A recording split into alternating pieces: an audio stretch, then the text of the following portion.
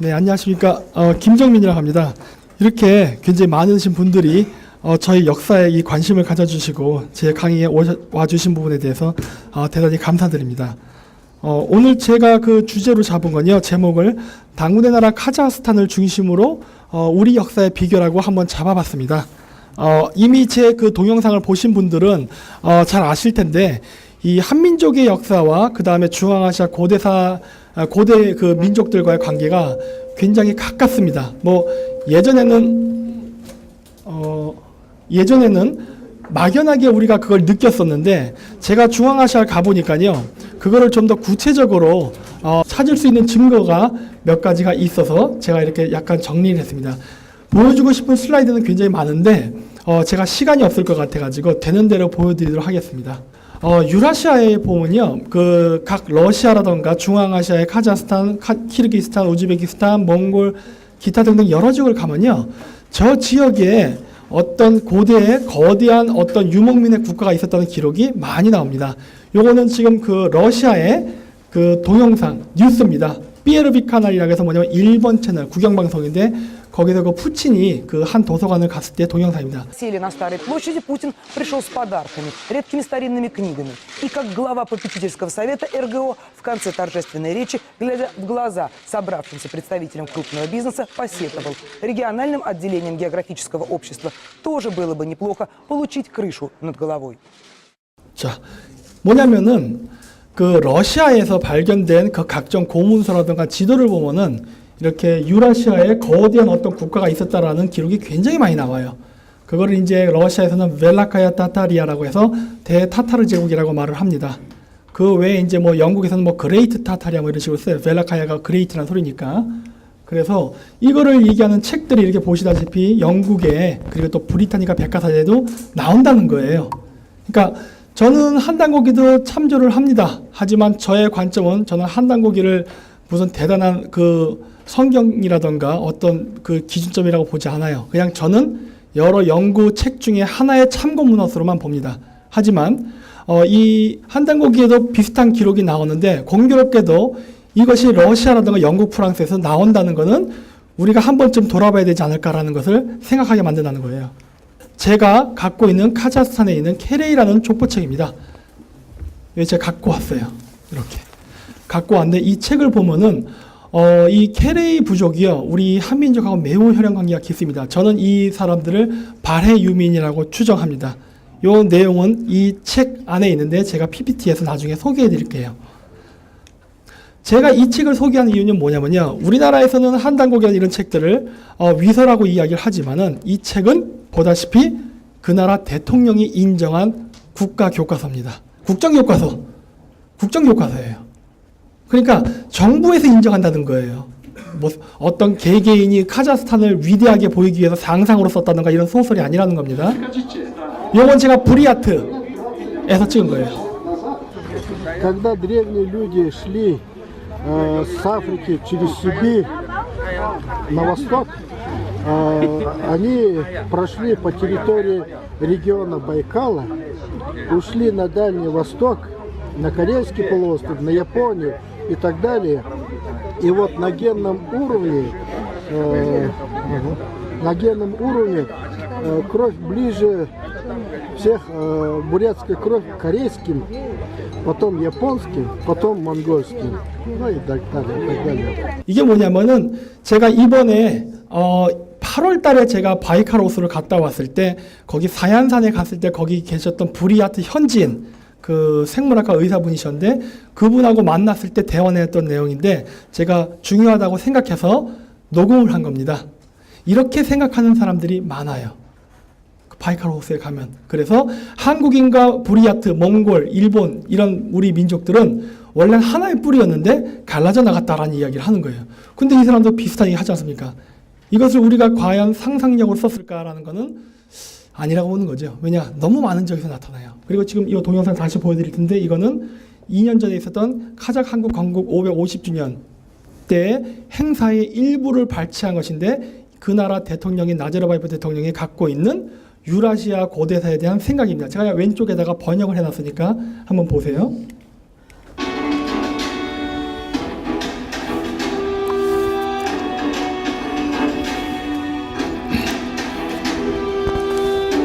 카레아단, 한국에서부터라는 소리입니다. 여기 써있죠? 카레아. 네. 6세기경에 동쪽으로는 한국서부터 서쪽 흑해까지 거대한 제국을 건설했다.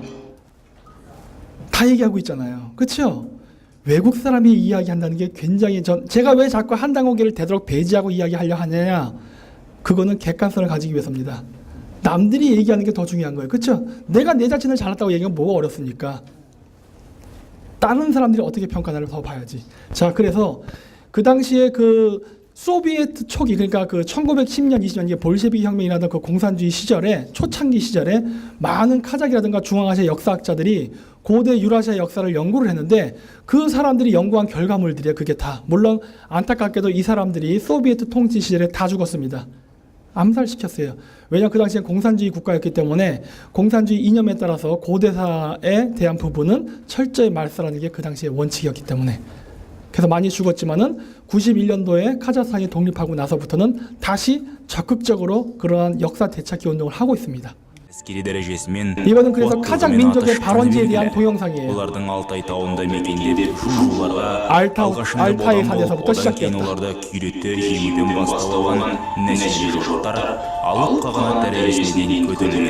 그래서 그 바이칼 호수 혹은 알타이 산 다 그 근처입니다.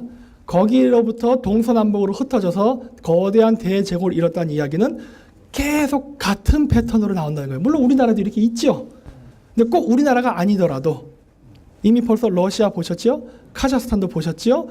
그리고 부리야트, 그러니까 즉 몽골 계통 사람들도 같은 이야기를 하고 있죠. 그래서 여기 보면은 한단고기. 이 한단고기는요, 그 물론 개연수라는 사람이 썼다고 하지만은 실질적으로 우리가 일반 그 한국 국민들에게 알려지게 된 거는 일본인에 의해서 한 겁니다. 가지마 노보루. 제가 갖고 왔습니다. 가지마 노보루 한다고 한 번도 보신 적 없으시죠? 지금 저 읽고 있거든요. 재밌더라고요. 이 사람의 말 틀리지 않습니다. 우리나라에서 이제 이 가지마 노보루 책을 일본 제국주의의 그런 거를 해가지고 평가 절하를 하는데 저는 평가 그렇게는 저는 생각하지 않아요. 이 사람이 이야기하는 부분 틀리지 않은데 다만 이 고대사 부분은 감정적인 한일 간의 앙금이 있어서 그런 거지 사실 알고 보면은 같은 말을 하고 있어요. 근데 아이러니하게도 이 사람은요 일본에서도 인정을 못 받습니다. 네, 왜냐 일본에게 불리한 역사니까. 네. 그래서 우리가 너무 편협적인 한일 관계 이런 식으로 바라보면요 안 보여요. 역사는 편식하지 말고 다 보십시오. 그러면 굉장히 놀라운 걸 발견할 수 있습니다. 요거는 뭐냐면 제가 갖고 왔는데 일본판 한단고기입니다. 다케우치 분케. 일본 신토의 기원에 대해서 써놓은 책인데 여기서도 저렇게 고대 일본 천황가가 중앙아시아에서 왔고 유라시아 대륙을 통치했었다라는 기록이 있어요. 틀린 말 아닙니다. 우리는 일본 천황이라는 말이 나오니까 기분 나빠서 가짜야 하고 싶죠? 그러면 한웅의 단군 12항공 역사도 다 가짜가 되는 겁니다. 그건 제가 결론 부분에서 얘기해 드릴게요. 일본 천황은 백제기 아닙니까? 그것뿐만 아니라 가야 고구려 다 섞였어요. 당연히 그 후손이 그렇게 얘기한 데는 틀릴 이유가 하나도 없는데 우리는 한일 관계의 악감정 때문에 싸우는 것뿐이에요. 그 감정만 배제하고 나면 틀리지 않습니다. 일단 여기서 제가 보여드리고 싶은 건 뭡니까? 모든 국가가 공통된 얘기를 한다는 거예요. 그게 한국이 나라인지 일본의 나라인지 카자흐스탄의 나라인지 알 수는 없으나 어쨌든 같은 이야기를 한다. 이게 중요한 거죠. 물론 미국도 그렇고요. 그리고 이러한 국가의 공통적인 특징이 뭡니까? 알타이계 어족의 분포와 맞아떨어진다는 거예요. 따라서 어쩌면 고대에는 알타이계 언어를 썼던 우리 민족들이 하나의 연방 공동체와 있지 않았을까라는 것은 추정할 수 있죠. 그 정도까지는 할 수 있는 거 아닙니까? 자, 그래서 이제 제가 이 얘기를 왜 했느냐? 조선이라는 걸 이해하기 위해서입니다. 현재 카자흐들이 얘기했던 조선이라는 건요, 우리 역사에서 얘기하는 유형국입니다. 여러 명칭들이 있죠. 그 중에 주주에서 지금 카자흐스탄의 주스라는 이름이 나온 거고, 아까 벨리카야 타타리아에서 대타타르 제국이라고 했죠. 여기 단단에서 나온 겁니다. 이게 타타르라는 이름을 변해요. 즉 조선이라는 명칭은 오늘날 카자흐의 주스, 그 다음에 타타르 명칭에도 다 갈라지는 여러 파생어 중에 하나입니다. 어떤 게 먼저인지는 알 수가 없습니다. 하지만 관련됐다는 건 알 수 있어요. 그래서 재미있는 거는 우리나라가 그 동성동본 결혼 못하지요. 그러한 풍습은 트루크에도 있습니다. 카자흐스탄에 가면 북의 7종까지 결혼 못해요. 그래서 동성동본 갖고 그 결혼하고 하는데 그런 풍습은 유목민족에게도 동일하게 있고 남녀 7대 부동산 이런 얘기 많이 하는데 남녀 7대 부동석도 유교 문화는 아닌 것 같습니다. 왜냐 카자흐스탄에서도 7세가 되면은 남자아이와 여자아이를 따로 앉혀요. 유교 문화 아닌 것 같아요. 충효 사상 마찬가지입니다. 유목민족들 충효 사상 강해요. 할아버지 할머니 버스 타면은 자리 양보하는 거 우린 아름다운 유교 문화라 그러죠. 요즘 안 하지 않습니까? 근데 얘들은 지금도 합니다. 걔네들이 유학을 공부해서 하나요? 그 유목민족 문화예요. 어른을 공경하는 문화. 사마천 사기도 나오지 않습니까? 흉노족들은 노인을 공경하는 풍습이 있었다. 유교랑 상관없어요. 우리가 착각하고 있는 것 같습니다. 어쨌든 간에 여기도 보면은 나이만이란 부족에 보면 케레이가 같이 나오고 크타이가 같이 나와요. 이 크타이는 오늘날 러시아 사람들이 중국인을 볼 때 기타이츠 해갖고 중국이라 부르지만 사실 이거 중국 아닙니다. 이거 거란족이에요. 우리가 오늘날 민족 명칭을 잘못 쓰면서 생긴 오해인데 이거 가만히 방치시켰던 나중에는 중국인들이 뭐 북방민족 역사를 통째로 가져갈 수 있습니다. 중국인은 기타이가 아니에요. 근데 현재 그렇게 부르고 있어요. 왜냐? 중국에 대한 존재가 이 당시에 알려졌기 때문에 그냥 중원에 있던 나라를 기타이라 부른 게 그냥 오늘날까지 내려왔기 때문에 그래요. 그 범어잔명에 보면은 그 고구려 사람들을 모쿠리라 불렀다고 하는데 이 모쿠리라는 명칭은요 고구려의 별칭이었습니다. 그런데 이 명칭이 나중에 징기스칸이 몽골에 나라를 세울 때도 모쿠리라는 명칭을 써요. 여기 보이지 않습니까? 모쿠리, 몽골. 지금의 몽골은 모쿠리에서 왔거든요. 따라서 그 고구려의 명칭에서 오늘날 몽골의 명칭이 갈라져 나왔다고 저는 추정하고 있습니다. 근데 이를 뒷받침할 만한 증거가 천문학 관측 기록에 나와요. 나중에 보여드릴게요. 그래서 15세기까지도 이렇게 모쿠리스탄 나오죠. 이건 고구려가 아닙니다. 몽골이에요. 그런데 제가 봤을 때 이런 걸로 봤을 때 추정할 수 있는 것은 아마도 고구려인들은 몽골인과 매우 혈연관계가 높지 않을까라는 추정을 하고 있습니다. 그래서 유영국의 이 국가들도 전부 다 황제들이 모쿠리라 불렀어요. 따라서 유영국도 아마도 고구려와 혈족지간이었던 것 같아요. 친인척지간. 고대사는 왕조사관입니다. 민족사관 아니에요. 그렇기 때문에 유연과 고구려의 그 지배계층이 같다고 해서 유연민족이 곧 한민족이라고까지 확대해서 가면 안 된다고 봅니다. 왜냐? 기만민족은 다민족 국가니까. 하지만 최소한 소급적으로 잡아도 지배계급만큼은 둘은 친인척 관계라는 건 알 수 있어요. 거기까지는 한정적으로 말할 수 있습니다. 자, 그리고 이거 한다고 이제 조금 인용을 할 텐데요. 이 파밀리에 살았던 색족들이 황부인, 백부인, 적부인, 남부인 이런 식으로 색깔로 인종을 구별했다는 기록이 나오는데 공교롭게도 카자흐스탄에 비슷한 기록이 있습니다. 보다시피 파밀리에 살았던 사크족, 이 사크족이 스키타이를 얘기하는 거예요. 우리가 한다고 하기에는 색족도 스키타이입니다. 그런데 이 사람들이 귀족은 적색, 승려는 흰색, 목동은 청색, 농민은 황색 해갖고 우리가 얘기하는 백부인, 적부인, 황부인, 남부인은 똑같이 이야기하고 있어요. 거기는 사기라 부르고 우리는 색이라 부르고. 따라서 이거를 가지고 우리가 추정적으로 알 수 있는 것은 우리 민족이 백이민족이라 불리는 것은 바로 파미르에서부터 우리가 살던 지배계급들이 흰색 옷을 입는 제사장 계급의 후예였기 때문에 그래서 백이민족이라는 우리 민족의 다른 별칭이 생기지 않았나라고 생각하고 있습니다. 그래서 카자흐스탄과 한국을 비교하면 우리는 색족이 있었다고 하고요. 거기는 삭족, 우리는 단군 혹은 단골레라고 하고 카자흐스탄은 탱글리, 그 다음에 국가 명칭은 우리는 조선이라고 하지만 거기는 주잔 또는 주스라고 하고 3국가 시스템으로 나가죠. 마한찌난 변한. 그리고 지금도 카자흐스탄은 오르타주스, 쿠스주스, 울루주스 해서 3주스 시스템으로 나가고 이 3주스의 공통 연방국의 수도는 아스타나, 고조선의 수도는 아사달. 따라서 그 고조선의 시스템을 지금도 카자흐스탄이 계승하고 있다는 걸 알 수 있습니다. 만약에 카자흐스탄이 전설의 국가였다면 어떻게 카자흐스탄이 이런 시스템을 지금 갖고 있을까요? 전설의 국가였다면 뭔가 있었던 거예요. 우리가 알 수는 없지만은. 근데 실질적으로 카자흐스탄 사람들은 있다고 얘기합니다. 우리나라는 없다고 얘기하지만. 자, 그래서 우리가 고대사를 바라볼 땐요. 고대 국가는 유목민족의 국가였지 농경민족의 국가가 아니었습니다. 이거를 우리가 굉장히 오해를 하고 있어요. 그렇다고 해서 유목민이 농사를 안 짓는다는 게 아닙니다. 유목민은 밀농사 짓습니다. 쌀농사만 안 짓는 거예요. 쌀농사는 남방기 문화이기 때문에. 그래서 유목민족은 초원을 이동하면서 유목생활과 그 농경생활, 반유목을 하는데 이 사람들의 이동의 규칙은 보시는 바와 같이 북극성을 중심으로 반시계 방향을 도는 이 순환의 원리를 이용했습니다. 왜 그랬냐면요. 유라시아 초원은요, 고비 사막도 있고, 파미르공 같은 넓은 그 산지도 있고, 그 다음에 만주와 같은 초원도 있고, 각각의 지형이 있어요. 이런 지형에 있는데 어떤 유목민족의 특정 부족을 가장 살기 힘든 고비 사막에 평생 살라고 하면은 반란이 일어나겠죠. 침략이 일어나고 전쟁이 나고. 그렇기 때문에 이런 걸 방지하기 위해서 유목생활을 할 때 이렇게 반시계 방향으로 순환하면서 거주지를 이주하게 만든 거예요. 종교적 명분은 뭡니까? 천선이니까. 하지만 종교적 이유를 이야기하기 전에 현실적인 목적은 뭡니까? 분쟁 방지예요.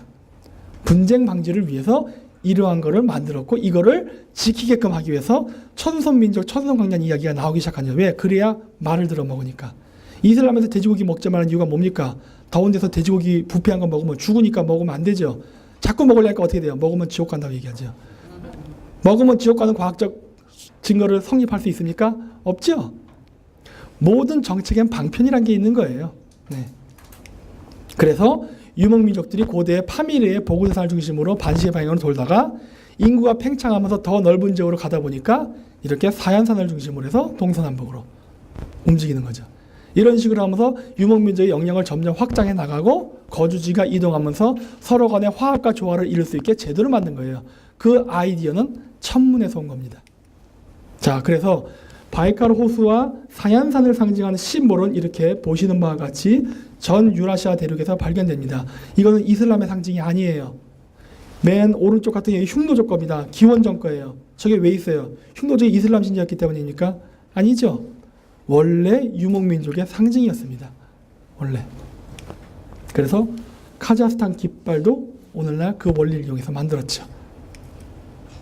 그래서 제가 이제 신라 쪽을 많이 고구려 쪽보다는 제가 신라 쪽을 많이 이야기를 하려고 합니다. 왜냐하면 우리가 백이민족인 것도 있고 고구려에 대해서 우리가 너무 많이 얘기했기 때문에 충분하다고 생각돼서고, 그리고 우리는 신라의 삼국 통일을 굉장히 치욕적으로 생각하는데 그렇지 않다는 걸 보여드리기 위해서 그런 겁니다. 신라가 만만치 않았어요. 굉장히 강한 나라였던 것 같습니다.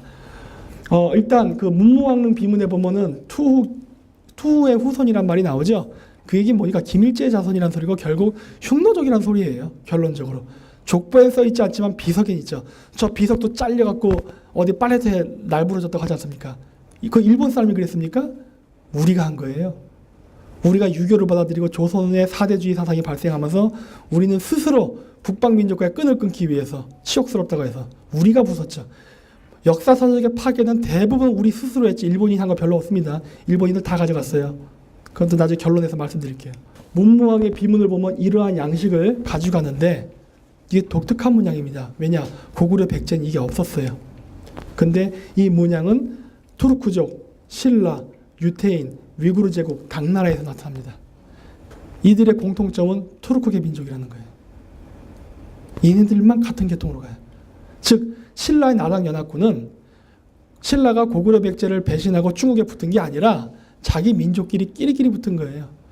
고구려 백제는 몽골 계통이고요. 신라 당나라는 그 가야까지 투르크계 민족일 가능성이 매우 높습니다. 그걸 증명할 수 있는 방법은 그들의 왕 호칭이에요. 일단 그래서 그 비문들은요. 이렇게 보다시피 유라시아 대륙에 광범위하게 분포되는데 우크라이나까지 있습니다. 동쪽 끝으로는 한반도서부터 엄청나죠. 그리고 아까 그 나디라바예프 대통령의 그 글에서 나온 것과 똑같지 않습니까? 그리고 여기 보시면은 요건 생략할게요. 적성 목각분이요. 스키타이 고분에서 공통적으로 나타나고 마찬가지로 유라시아 실크로드 따라서 동에서는 한반도에서부터 서쪽으로는 우크라이나, 심지어는 바다 건너 아일랜드에까지 발견됩니다. 네. 뭔가 어떤 고대에 굉장히 거대한 유목민 공동체가 있었다는 걸 알 수가 있어요. 그런 전설들이 거짓말이 아니라는 건 이미 이렇게 유물로도 증명이 된다는 겁니다. 당목문화, 카자흐스탄, 일본, 요거는 영국입니다. 아일랜드, 켈트족, 스코틀랜드에도 있어요. 당목문화 있어요. 요 티벳, 한국에 당연히 있죠. 이런 샤머니즘 문화가 다 있어요. 그리고 요거는 카자흐스탄 건데 요거 한국, 요거는 로마입니다. 같은 문화들이 되게 많아요. 동복 아실 거예요. 통과할게요. 그리고 이 고구려 게마무사의 복장이 투르크 민족의 무사 복장하고도 똑같아요. 못 가리게까지. 그렇죠? 가야무사, 카자흐스탄에 있었던 칸글리 무사 어때요? 똑같죠? 이거를 그냥 우리가 생각할 때 어떤 사람들은 그렇게 해석도 합니다. 이게 문화 영향을 받았다. 이게 무슨 말도 안 되는 소리입니까? 미국이 F-16 기술을 우리한테 준 적이 있습니까? 없죠? 갑옷 기술은요, 무기예요. 남을 침략하기 위한. 저런 무기 기술을 왜 적국에게 알려줍니까? 자기끼리 독점하는 거지. 그렇죠? 저거는 물려주는 문화가 아니에요. 자기들끼리 갖고 남을 쳐들어갈 때 쓸 신종병기입니다. 좀 물려주는 게 아니에요. 지배계급이 같다는 소리예요. 여기서 지배계급이 같다고 해서 제가 아까 단일민족적 사관을 보면 안 됩니다. 제가 얘기하는 지배계급이라는 건 무사계급만을 한정해서 이야기하는 겁니다. 이 사람들은 하나의 친인척 관계를 이뤘을 가능성이 매우 높다는 거예요. 고로 한민족이 유라시아까지 다 가졌다. 이건 아닙니다. 이거는 꼭 혼동하지 마시기 바랍니다. 어쨌든 간에 유라시아의 기마 부족들은 하나의 혈통과 하나의 이익 집단이었다는 걸 알 수가 있어요. 그래서 이러한 그 고대 고급스러운 이 갑옷 기술을 자기들끼리 공유하고 있었던 거예요. 보십시오. 똑같죠? 상투도 뜹니다. 상투는 한국만의 문화가 아니에요. 자, 그래서 우리가 결해라는 말을 우리 한민족이 민족 명칭으로 쓰는데 이 결해는 고대 몽골어의 까마귀를 상징하는 케레에서 왔을 가능성이 매우 높습니다. 뭐 그건 제 가능성이었는데 실질적으로 이 케레이 책에서 나왔어요. 케레이란 명칭은 하카스족의 명칭인 케리에, 까마귀를 뜻하는 케리아에서 나왔다라고 이미 써 있어요. 네. 그러니까 고려의 상징이 까마귀일 수밖에 없지요. 고려라는 단어조차도 케레이의 하나의 파생어거든요. 물론 가야, 가라 이것도 마찬가지입니다. 등등등등 나오죠. 유태인 중에 카라이트 유태인이 있죠. 그것도 마찬가지. 카라이트 타타르, 타타르 부족이죠. 다 있어요. 그리고 게림, 길림 이런 단어들도 다 파생어예요. 그러니까 신라가 게림이었다고 불렸던 것조차도 결국은 그 기원이 바로 케레 또는 까마귀. 결국 그 얘기 뭐예요? 신라의 지배계급은 종교계급이었다는 소리죠. 종교계급은 뭐 입었습니까? 하얀색. 마찬가지로 또 온다는 거예요. 아, 백이민족이라는 개념이 결국 종교 지배자가 있었기 때문이라는구나 하는 걸 여러 각도에서 봐도 일관되게 나타난다는 거예요. 그래서 우리가 쓰는 이 케레이족의 그 상징을 보면요. 이렇게 십자가 보이죠?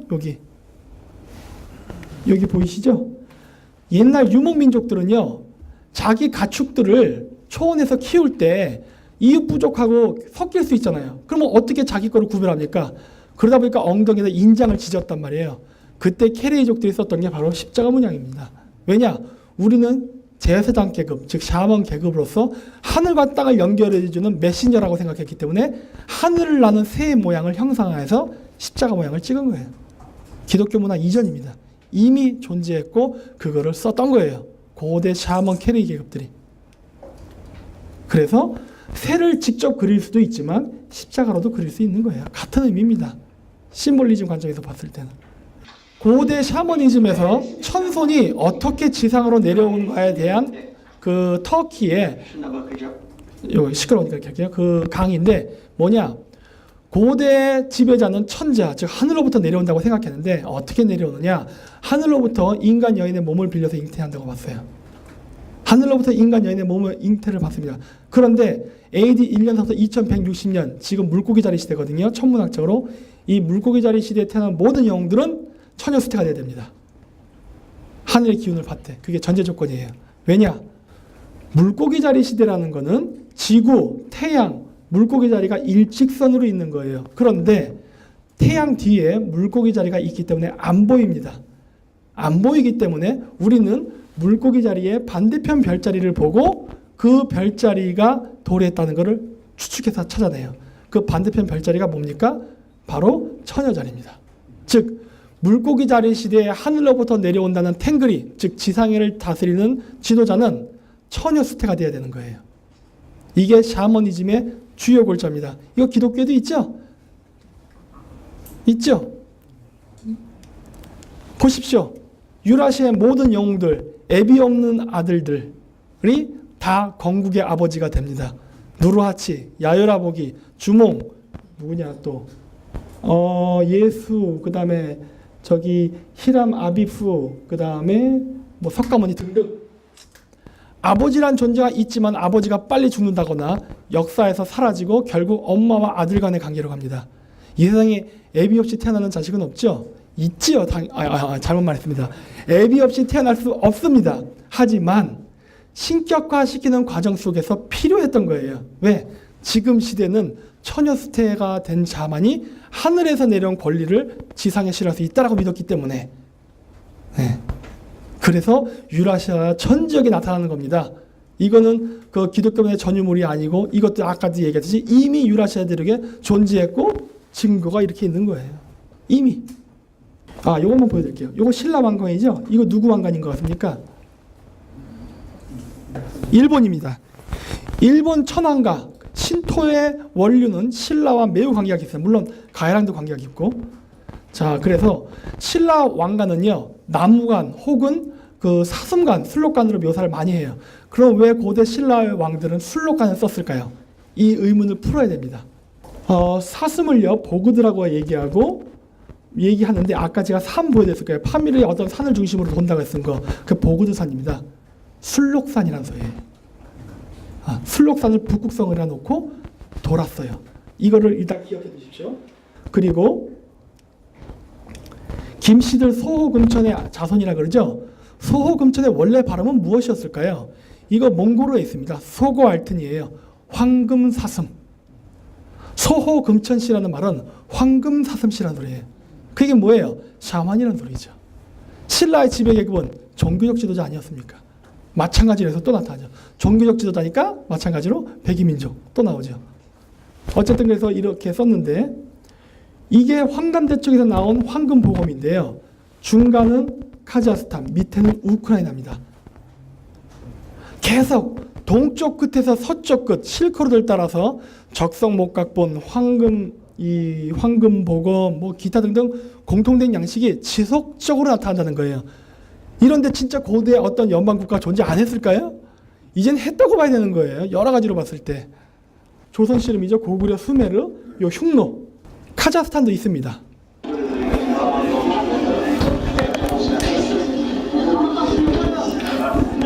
요거는 현대 레슬링과 결합돼서 현대화된 씨름이라서 약간 변했어요. 그런데 제가 옛날 걸 보여드릴게요. 전통 카자흐 씨름. 얘들은 산바짝 겁니다.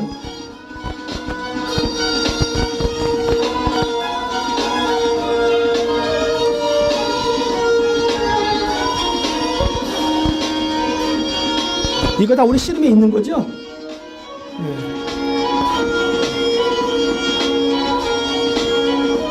자, 이런 식으로 있어요. 저걸 카자흐 샤크레스라고 합니다. 물론 타타르 사람들이 있어요. 타타르 사람은 저걸 타타르 샤크레스라 부르고, 우즈벡 사람들은 우즈벡 샤크레스라 부르고 등등등등 불러요. 크레스란 말이 씨름이거든요. 이래서 이 우리랑 똑같이 삿바잡고 씨름을 하는 문화가 투르크민 쪽에는 있어요. 이게 몽골에는 없는데 투르크에는 있습니다. 이게 신기하지 않습니까?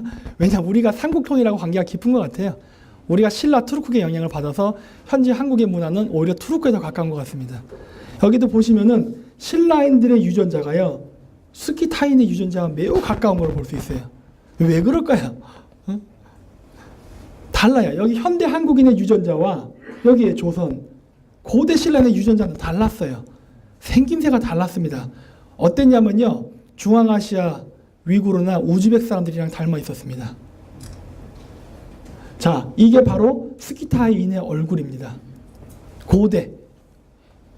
이게 쿠시잔 왕자의 얼굴인데, 이 사람 아세요 혹시? 찰스 브론슨이죠? 찰스 브론슨이 타타르인입니다. 물론 미국인이지만 타타르인이에요. 어때요? 닮았죠? 닮았어요. 고대 신라의 왕족들에는 저런 모습을 한 사람들이 많았던 것 같아요. 아마 저런 얼굴을 신라의 왕이나 지배계급은 했었을 겁니다. 그러니까 완벽한 백인은 아니고요. 혼혈아예요. 백인과 아시아인의 혼혈아들. 이 사람들이 지배계급을 이루고 있었어요. 그리고 카자흐스탄에 있는 왕실의 벽화를 보면요, 이 고구려 왕리의 벽화와 너무나 똑같아요. 굉장히 똑같죠. 네. 자, 그래서 이런 식으로 있다는 거고요. 통과할게요. 자, 이제 신라 왕관으로 넘어갈게요.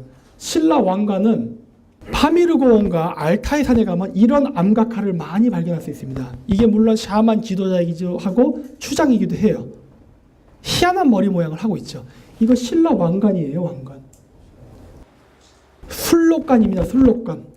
술록의 머리를 잘라서 뼈를 머리에 장식했었어요. 옛날 때는 하다가 문명이 발전하면서 술록 그 뿔을 쓰는 게 아니라 형이상학적으로 만들어 나간 거예요. 옛날서부터 점차 변이가 돼서 오늘날 신라의 술록 왕관이 만들어진 거예요. 문화라는 건 이렇게 점차 변하는 겁니다. 한 번에 변하는 거 없어요. 술록관에 기반을 두고 있다는 거예요. 자, 여기인데 제가 말하고자 하는 건 뭐냐? 동쪽으로 갈수록 우리는 머리에 쓰는 왕관 형태로 발전을 했습니다. 여기 투르크 돌골 제국도 보면 여기 사슴이 그려져 있는 거 보이십니까? 비석에 사슴이 그려져 있으면 이거 왕의 비문입니다. 왜냐? 술록관을 쓴 자는 하늘로부터 내려온 천자이기 때문에 왕으로 보거든요. 사슴이 나오죠. 그런데 유태인들은요, 메노라라고 그래서 촛대로 썼습니다. 그 형태를. 이 모양이 우리는 왕관으로 발전을 하는데 유태인들은 촛대로 발전을 했어요. 서쪽으로 갈수록. 자, 그럼 여기서 이제 의문점이 듭니다. 동쪽으로 갈수록 왕관, 서쪽으로 갈수록 촛대였다면 중간지대는 어땠을까요? 중간지대는 촛대를 머리에 썼습니다. 문화의 변이성이 서서히 나타나는 거예요. 12월 25일 날 성 루시아의 날에 노르웨이, 덴마크, 스웨덴에서 하는 전통 행사예요. 태양신 부활 축제. 12월 25일은 태양신이 부활한 날이거든요. 예수 탄생이 아니에요. 그거 아시죠? 여기 오신 분들은. 네.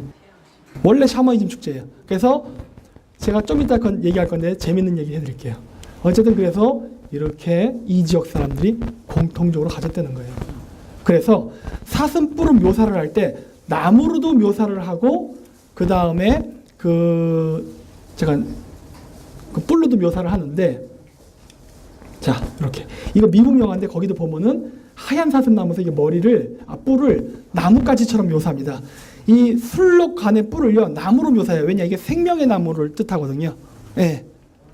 그래서 뿔을 나무로도 묘사합니다. 그래서 여러 가지를 썼는데요. 자, 요걸 제가 보여드린 이유는 뭐냐면은 고대에 그 한단고기에 의하면 뭐라 되어 있습니까? 파미르의 종교 계급들이 백부인들은 하얀 피부에 하얀 머리카락에 높은 코를 가진 사람들이 종교 계급으로 존재했다고 하지 않습니까? 그 이야기가 모텔에서 만들어진 전설의 엘프족입니다. 네. 여기도 보십시오. 아이고, 여기 술록 타고 다니는데 아까 지나갔는데 켈트족 전설인데 이 켈트족 전설의 배경은요 파미르 전설이랑 관련이 있어요. 이렇게 술록 타고 다녔어요. 술록. 우리는 기마 민족이 아니었습니다. 우리는 술록을 탔던 민족이에요. 원래는 그랬는데 인구가 팽창하면서 더 이상 술록 서식지에서 살 수가 없으니까 짬밥이 안 되는 순서대로 밀려 남쪽으로 내려온 사람들이 술록이 없으니까 대형으로 탄 게 말이에요. 그러면서 우리가 알고 있는 기마 민족의 시대가 열리는 겁니다. 원래 술록이에요. 그래서 술록의 뿔을 이렇게 나무로도 묘사합니다. 자, 그래서 유럽의 왕들도 하얀 술록 앞에서 왕이 됐을 때 선서하는 장면들이 많이 나오죠. 저 하얀 술록, 하얀 사슴은 샤먼을 뜻합니다. 그리고 북극성을 상징합니다. 제가 나중에 그걸 설명할 거예요. 그래서 우리나라에는 백록담이 있죠. 하얀 사슴이 있는 연못. 네. 이건 제가 제주도 가서 확인해 봤어요. 거기 하얀 술록이 있었던 전설이 있었답니다. 그래서 백록담 이름이 생긴 거예요. 크로아티아 마찬가지죠. 모노노케 히메. 아니야, 이거 한국말로 원령공주죠. 네. 거기에도 보면 신을 술록으로 묘사하죠. 일본 사람들 알았던 것 같아요. 근데 보십시오. 초기 스키타이 사람들은요 말에다가 머리 장식을 저렇게 했어요. 왜 저렇게 했을까요? 원래 술록 탔던 사람들인데 밀려 내려왔거든요. 그래도 백성들 앞에서 자기가 가오를 잡기 위해서는 내가 정통성은 말이야 하늘에서 왔다는 걸 보여주려면 어떻게 돼요? 술록을 타야 되거든요. 그러니까 어떻게 돼요? 술록불을 장식하는 거예요. 하지만 후기 스키타이는 이런 거 안 합니다. 왜냐? 다 까먹었으니까.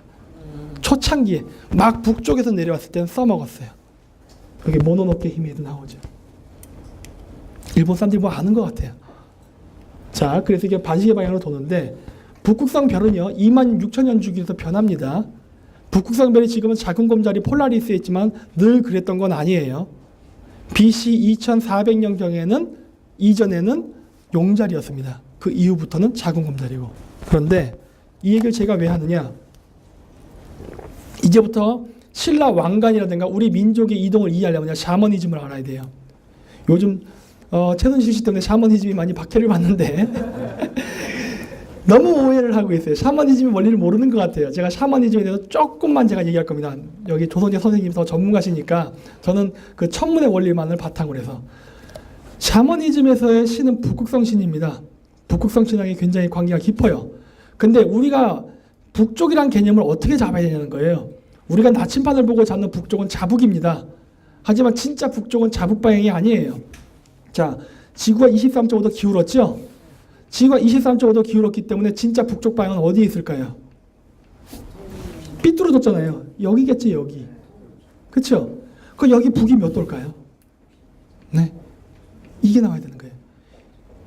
북이 90도가 북극 지점이니까 북이 90도 빼기 23.5도 하면 답 나오죠.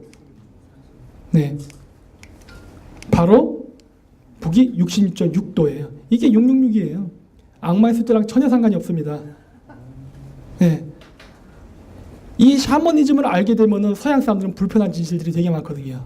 그러다 보니까 모든 걸 사탄에서 숨겨버렸지만은 사실은 모든 샤머니즘이 우리가 오늘날 얘기하는 불교, 기독교, 천주교, 이슬람 모든 종교의 근본이 됩니다. 그건 제가 내년서부터 하나하나 공개해 나갈 거예요. 제가 목숨이 붙어있는 한. 어쨌든 간에. 그런데 바로 북의 6.6.6도가 술록의 거주지입니다. 술록이 먹는 그 이끼가 이 지역에서 나요. 즉, 왜 신라의 왕이 술록에 관을 썼냐 하면은 나는 북극성의 기운을 받아서 지상에 내려온 천자라는 것을 묘사하는데 술록이 쓰였단 말이에요. 왜냐? 그 당시에 이 지역에는 술록이 살았고 옛날 사람들은 술록을 따라다니면서 유목생활을 했기 때문에 당연히 술록의 풀은 왕관으로 쓰였고 북극성, 즉 천자의 상징으로 쓰였기 때문에 경상도 남쪽까지 내려와서도 그 전통이 유지가 된 거란 말이에요. 그리고 오늘날까지도 우리나라 토속신앙에 북극성 신이 나오는 겁니다. 간단히 해결되죠? 천문학입니다. 네, 이거를 찾고 제가 쾌제를 불렀어요. 이거였구나. 이것만 알면 나머지는 다 찾아낼 수 있습니다. 나중에 천천히 제가 다 공개할 거예요. 그래서 천마도, 저 배경 나무가 있죠? 저 나무가 자작나무입니다. 근데 한반도 산이 아니에요. 우리나라에는 자작나무가 안 나요. 어디 건 줄 아십니까? 시베리아 산이에요. 어디서 왔을까요? 여기서 왔겠죠. 아니 어떻게 경상남도 그 남쪽 끝에 무덤에서 시베리아산 자작나무가 나올 수 있냐는 거예요. 이거 왜 그럴까요? 우리 생각해봐야 돼요. 왜 그건 저거를 수고롭게 가져왔을까 생각해야 되는 거예요. 왜 그러느냐? 아까 제가 케레이라고 할 때, 우리가 샤먼 부족이라고 할 때, 그러니까 종교적 지도자라는 건 뭡니까? 하늘과 인간을 연결하는 중간자예요. 그러다 보니까 새라는 걸 쓴다고 했죠. 새가 하늘과 땅을 자유자재로 움직이니까 그러한 중간 매개자의 역할로서 또 하나가 뭐였냐면 나무입니다. 특히 자작나무. 시베리아 북위 66도의 자작나무. 왜냐? 고대인들은 하늘과 땅을 연결하는, 즉 내가 북극성에 도달하기 위해서, 북극성 신을 만나기 위해서는 은하수를 타고 가야 된다고 봤어요. 은하수. 은하수를 기독교에서는 천국의 계단이라 부르고 동양에서는, 우리 한국에서는 황천강이라 부릅니다. 지금은 황천강 넘어간다잖아요. 유대계에서 요단강이라고 그러죠. 넘어가면 사후세계로 넘어가는 거예요. 라고 봤는데 이 은하수의 색깔이 하얗기 때문에 자작나무를 하늘과 땅을 연결하는 매개체로 쓴 겁니다. 그래서 하얀 술록, 백이민족, 그러니까 종교 계급이 왜 하얀색 옷을 입었는지 이해가 되시죠? 은하수예요.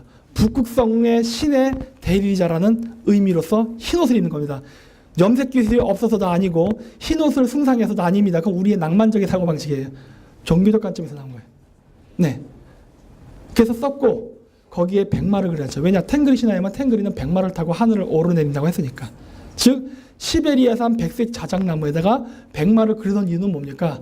자기 왕이 죽었으니까 다시 북극성으로 돌아가라는 의미에서 해놓은 거죠. 그걸 하기 위해서 가장 좋은 재료는 뭐였겠습니까? 당연히 저기 시베리아산 자작나무였겠죠.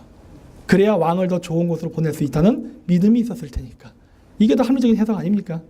자, 이게 삼국지 위지 동의지에 나오는 고구려 백제 신라 외의 얼굴이에요. 이게 고구려 백제입니다. 둘은 비슷한데 조금 신라의 얼굴이 달라. 잘 보세요. 그 고구려 백제의 얼굴이 누구랑 닮았냐면요, 구빌라이 칸이랑 닮아 있어요. 그렇죠?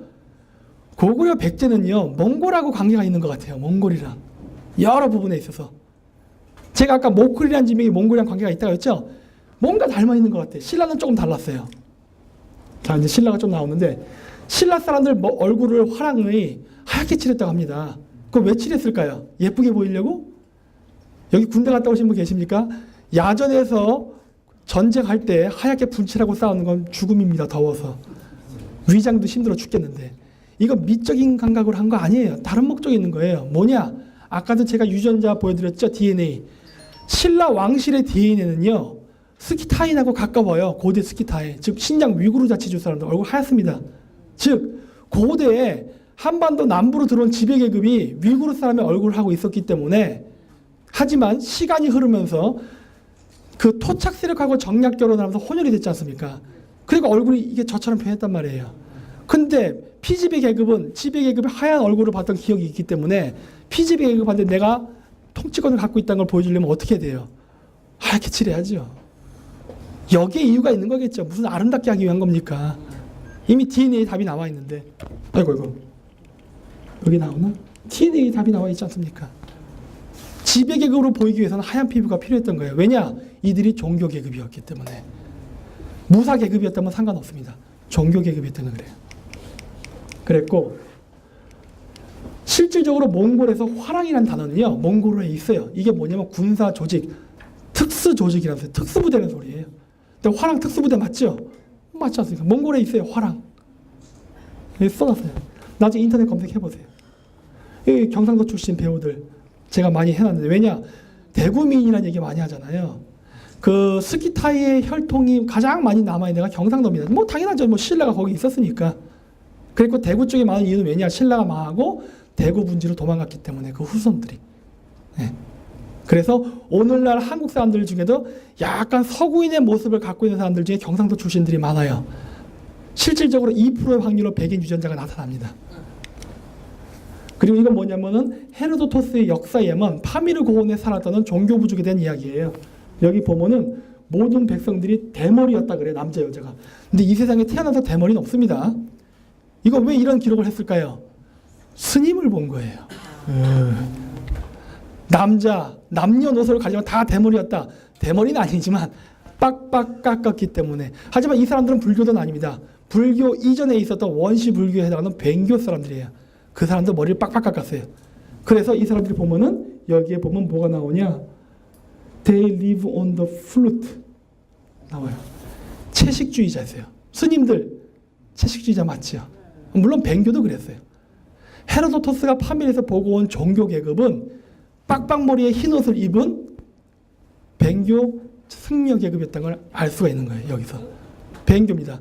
부도지에 보면은 포도 먹고 쫓겨난 이야기 나오죠. 에덴 동산에서 사과 먹고 쫓겨나죠. 서유기에서 손오공이 복숭아 먹고 바위에 깔리는 형벌을 받죠. 우리가 사과를 먹었을 때 선악가락에서 뭐 사악한 기운이 깃들었다는 등, 부도지에서 포도 먹고 나쁜 마음이 들었다는데 여러분 과일 먹으면 나쁜 마음 듭니까? 안 들죠? 그런 거 아니에요. 그게 아니라 왜 그런 묘사를 했느냐? 과일은요, 파밀에 살던 종교 지배 계급의 음식이었습니다. 그러니까 먹으면 혼나야죠. 그렇죠? 솔직히 우리 100년 전까지만 해도 우리 과일 못 먹었어요. 일반 평민들은. 오직 지배계급과 부잣집아들. 지금이야 바나나가 흔하지 옛날에 우리 바나나 못 먹었던 시절이 있지 않습니까? 과일은. 그렇죠. 과일은 지배계급의 문화였어요. 그렇기 때문에 그걸 먹으면 혼낸 겁니다. 아까 얘기했죠? 이슬람 애들 돼지고기 먹으면 지옥 간다? 마찬가지죠. 너 사과 먹으면 지옥 간다예요. 지옥 안 가요. 지배계급이 먹기 위해서 하는 음식이었기 때문에 그런 거예요. 바로 파밀이라는 공통분모가 나타나는 거예요. 바로 이러한 사람들. 보십시오. 승려가 서양인도 있어요. 우리나라의 불교를 전파한 쿠마라지만은 엄마가 백인이었지 않습니까? 눈 펄했어요. 보십시오. 종교 계급들은 흰옷을 입습니다. 야쿠티아, 바이카로스 시라, 우리나라 사람들 입죠. 투르크의 제사장들. 왜 흰옷 입어요? 흰옷을 숭상해서가 아니라니까요. 종교 계급이라서 입는 거예요. 네. 자, 그래서 거기에 모태가 돼서 나온 게 우리 젊은 세대들이 많이 보는 왕자 게임입니다. 백발머리에 용을 타고 다니는 여인. 이거 어디서 나온 거예요? 파밀에 살던 종교 계급에 대한 신화예요. 그리고 중국에서는 백발마녀전이라는 영화가 나왔죠. 아, 이거 다 배경은 파밀입니다. 백발마녀전 배경 파밀이에요. 그리고 마찬가지 엘프 전설. 요건 뭐냐면 제가 그래서 직접 파밀에 가서 인터뷰를 따온 겁니다. 거기 그런 전설이 있었는지. 영어를 얘기할 수 없으니까 여기 전설에 하얀 머리에 흰 피부 있는 사람들이 여기 살았는지. 산에. のがトモゲしてみんな하레라스님 도모 굴기를 근데 기로에 오스터 인드득 차가우스테 농스테 팀빈스 베스게 팀에고 도모 굴기 베스노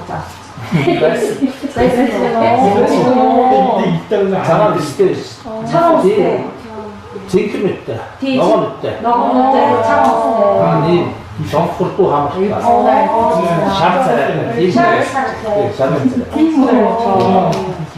제가 여기 세계에서 두 번째로 갔습니다. 이 마을을. 제가 그 마을을 직접 찾아가서 후손들이 사는 데를 갔더니 그 장로가 그러더라고요. 당신이 500년 전 러시아 학자 보탄 이후에 당신이 두 번째라고. 제가 아시안 중에 처음입니다. 장소도 알아요. 인터뷰까지 따왔잖아요. 있었어요. 거짓말이 아니었던 거예요. 자, 이거는 카자흐스탄에서 얘기하는 백부인에 대한 전설입니다. 여기 한글 자막 있어요. Before the Mongol invasion, Kazakhs were blue-eyed and white-haired. But after Mongol invasion, the invaders they mixed with us. They married our women and men, and like their blood made us more black, like more Mongolish. And only now we are turning back to what we were that time ago. So that's why you can meet a lot of green or blue-eyed Kazakhs. 있었다는 겁니다. 그렇죠? 이 현장 가면 다 나와요. 이렇게. 이제 더 이상 실증주의를 하겠다는 거예요. 증거 있지 않습니까? 제가 지금 상상으로 얘기하는 게 아니란 말이에요. 직접 현지를 만나고 인터뷰 따고 책 보고 다 했단 말이에요. 이거 이상 더 이상 어떻게 실증사관으로 증명할 수 있습니까? 그렇죠? 자, 그래서 이제 제가 얘기하는 케레이 부족입니다. 케레이 부족은요, 바레인과 매우 관계가 깊은데 이 케레이족 아까 제가 보였던 족보에 의하면요, 이 사람들이 옛날 8, 9세기에는 만주에 살았다고 해요. 물론 이 사람들이 파밀에서 온 건 맞지만 8, 9세기에는 그러니까 유라시아의 그 실크로드를 따라서 동서에 넓게 분포해 살았습니다. 케레이가 꼭 한 번 되면 살고 이런 건 아니에요. 왜냐 실질적으로 지금 중앙아시아 사람들 보면 타타르족 하면 뭐 바이카로스에도 살고 카자흐스탄에도 살고 유럽에도 살고 막 그래요. 막 흩어져 살아요. 왜냐 유목민족이니까. 그러니까 케레이족들이 흩어져 살았는데 상당히 많은 숫자가 이 동북아시아 쪽에 살았나 봐요. 살았는데 924년에 만주에 살 때 요나라의 침략으로 망했다는 기록이 있어요. 그런데 공교롭게도 그때는 발해가 만주에서 924년에 거란 침입 때문에 925년 멸망한 날이랑 같은 해예요. 같은 장소, 같은 해, 같은 나라한테 멸망당했어요. 그리고서 몇 차례 독립운동을 하는데 그 연도가 별로 오차가 안 나요. 누가 봐도 발해 유민이에요. 그렇죠? 이 사람들이 독립운동에 실패하자 11, 12세기에는 몽골촌으로 도망가 있다가 거기서 태무진의 관상을 보고 쟤는 되게 크게 될 놈이다 해서 자기 사유를 삼죠. 그래서 태무진이 징기스칸이 되면서 호라즘 정복을 할 때 지금의 카자흐스탄에 와서 살게 되었다라고 기록되어 있어요. 네. 그래서 여기 살다가 카자흐스탄을 이동했다는 기록이 나오죠. 자, 삼국사기 일식기록 하겠습니다. 자, 뭐 요즘 한단고기에 5월 치루? 오성치루라고 하죠? 뭐 오성치루죠? 네. 뭐 한단고기 위서다. 좋아요. 그러면 안 볼게요. 삼국사기 정사죠? 자, 정사만 보고 얘기합시다. 삼국사기 일식기록에는 굉장히 재밌는 게 있습니다. 뭐냐? 요건 제가 신라만 뽑아왔습니다. 신라의 천문관측 기록을 보면은 일식기록이 있는데 일식기록을 볼 수 있는 위치입니다. BC 54년 5월 9일 이게 혁거세 한 4년 때예요. 1년에 오차가 있지만 이때 이렇게 있었어요. 한 번도 없죠? 그 다음은 어떨까요? 또 한 번도 없어. 또 어떨까요? 역시 없어요. 계속 없어. 이거 어떻게 된 거예요? 경상도의 경주가 진짜 신라의 수도 맞아요? 옛날 때는 아니었던 것 같아요. 아, 이건 787년 이후는 맞습니다. 그 이전은 아니에요. 이거 되게 중요해요. 왜 일식 기록이 중요하냐? 여러분 아시죠? 원래 전쟁 이기면 이긴 쪽이 상대방 역사 다 부수고 새로 쓴다는 거. 네, 바뀌었어요. 바뀌었는데 천문 기록은 안 바꿨거든요. 왜냐? 그럴 필요가 없으니까. 그냥 별이 떴다 안 떴다 이거잖아요. 근데 오늘날 컴퓨터가 있기 때문에 이걸 밝혀낼 수 있는 겁니다. 자, 뭐가 문제냐? 공통분모는 이쪽에서 겹친다는 거예요. 초기 신라는 양자가 어딘가에 있었던 것 같아요. 그래야 논리가 맞아요. 근데 우리 뭐라고 얘기하냐? 이거 중국 한서에서 베꼈다고 하는 거예요. 한서 또는 후한서에서. 좋다 이거예요. 아니, 그러니까 이따 치자 이거예요. 자, 그럼 뭐가 문제가 되느냐? 한서에 있었다면은 한나라는 여기 있어야 되는 거예요. 그렇죠? 왜 그러느냐? 천문 관측 때는요, 수도의 위치입니다. 옛날 때 중요한 전쟁할 때는 항상 옆에 샤먼이 있어서 점을 봤어요. 왕이 쳐들어갈 때 내가 전쟁에 이길까 질까를 물어봤단 말이에요, 샤먼한테. 그 샤먼은 신탁을 해야 되는데 뭐 합니까? 하늘을 봐야 되잖아요. 그래서 천문대가 있었단 말이에요. 지금 버킹엄 궁전 옆에 뭐가 있습니까? 크리니치 천문대가 있잖아요. 전 세계 공통이었어요, 이게. 그래서 이게 한나라 역사책을 베꼈다면요, 중국 한나라는 양자강에 있었던 국가예요. 그건 황하강은 중국이랑 상관없는 땅이네? 이런 논리가 되는 거예요. 아, 그러면 그게 아니다. 그러면 좋아. 그건 한나라는 여기 있었다 쳐. 그럼 천문관측기록 여기 왜 있죠? 천문관측기록은 수도랑 같이 붙어 있어야 돼요. 중원으로부터 벗어나 있는 지역에서 천문관측 기록이 나타난다는 거예요. 이거 어떻게 설명할 거예요? 말이 안 되잖아요, 지금. 그럼 뭐예요? 여기 독자적으로 천문 관측을 할 수 있는 문명국가가 있었다는 거예요. 결론은 뭡니까? 신라는 대륙에 있었다예요. 그렇게밖에 설명이 안 돼. 요거는 바로 천문 관측 프로그램입니다. 7,000년의 역사를 볼 수가 있어요. 이런 식으로 다 나와요. 그래서 삼국사기 기록을 바탕으로 해서 직접 검증해 보십시오. 하늘은 거짓말 안 합니다. 사람은 붓을 거짓말을 해도. 이게 뭐냐면 일식이 일어났을 때의 지구의 모습을 러시아 인공위성이 찍은 거예요. 여기가 까맣고 여기 환하죠? 여기서 일식이 일어납니다. 그래서 일식 기록은요, 아무 데서나 보는 게 아니라는 걸 제가 보여드리려고 이 사진을 보여드리는 거예요. 네? 불가능하다는 거예요. 경주에서 볼 수 없다는 게. 그게 이게 뭐예요? 신라에는 경주에 없었다 해요, 초창기에는. 그게 결론이에요. 자, 그래서 이게 천문학 기록인데 빨리빨리 넘어갈게요. 787년 이후부터는 한반도에서 나타나요. 뭔지 몰라도 신라의 수도는 780년 이후에는 이동했다는 걸 알 수가 있어요. 이건 뭐냐? 중국 묘족의 그 고대 문자가 발견된 것에 대한 동아TV의 방송입니다. 묘족 글자.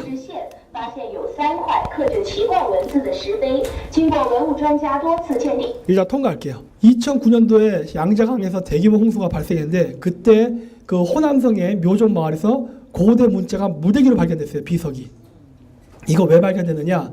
모택통의 문화혁명 때 모택통이가 역사를 파기하기 위해서 다 불태울 때 묘족 사람들이 자기 조상들의 비문을 숨긴 거예요. 지키기 위해서. 그랬다가 다 까먹고 있다가 홍수가 나와서 이게 들쳐 나왔어요.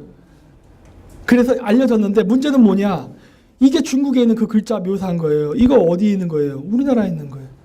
평양에 있습니다. 여기 써있죠? 북한 조선사회과학원 언어학연구소. 이걸 제가 몽골에 있을 때 불법이지만 몰래 북한 사람한테 물어봤어요. 혹시 이런 거 알아보여 줄 수 있냐? 있어요. 북한에 있습니다. 북한에 가면은 이 책이 있고 탁본이 존재합니다. 언제고 제가 북한 가면 저거 꼭 복사해보고 싶어요. 제가 이거 복사하려고 엄청 물어봤어요. 내가 어떻게 하면 되냐, 돈을 주면 되냐 했는데 안 되더라고. 누가 빽 있는 사람 좀 복사 좀 해주십시오. 보십시오. 똑같습니다. 이거 어떻게 해결할 거야, 이거 진짜. 묘족 문자랑 왜 평양에서 나온 문자가 같을 수가 있지? 뭔가 같은 문자를 썼던 사람들이 존재했던 거예요. 이건 뭐냐? 우리나라에서 강릉 축제 갖고 막 싸웠던 적이 있어요. 강릉 단오제는 중국 건데 한국 놈들이 뺏어갔다 막 그러고. 그래서 그때 중국 거라는 거를 증명하기 위해서 왔던 양만원 교수가 얘기한 겁니다. 논문인데 이 노란색이 뭐냐? 양만원 교수가 한국에 와서 강릉 단오제를 조사할 겸 기타 한국의 다른 풍습이 어떤 게 중국 거를 베껴갔나 하고 조사를 하다가 어떤 걸 발견했냐? 한국의 지명이 초나라 지명하고 똑같네? 라는 걸 발견한 거예요.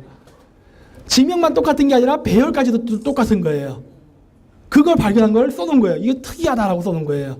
어쨌든 지명까지 베껴갔다라고 주장했어요. 반대지요. 왠 줄 아십니까? 단오제는요, 묘족의 전통 축제입니다.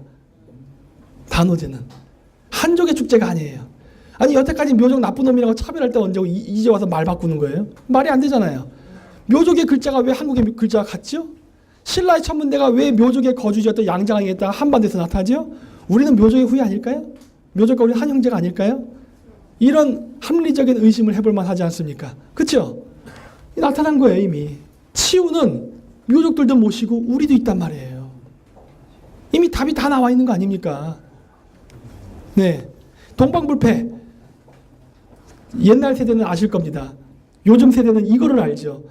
지금도 저는 이름을 모르겠어요. 뭐 루 어쩌저쩌고 하는데 아시는 분 계십니까? 다 옛날 세대시군요. 차오루예요? 아, 네네. 묘족 출신이에요. 묘족 출신이에요. 물론 모르겠죠. 그게 연결됐다는 건.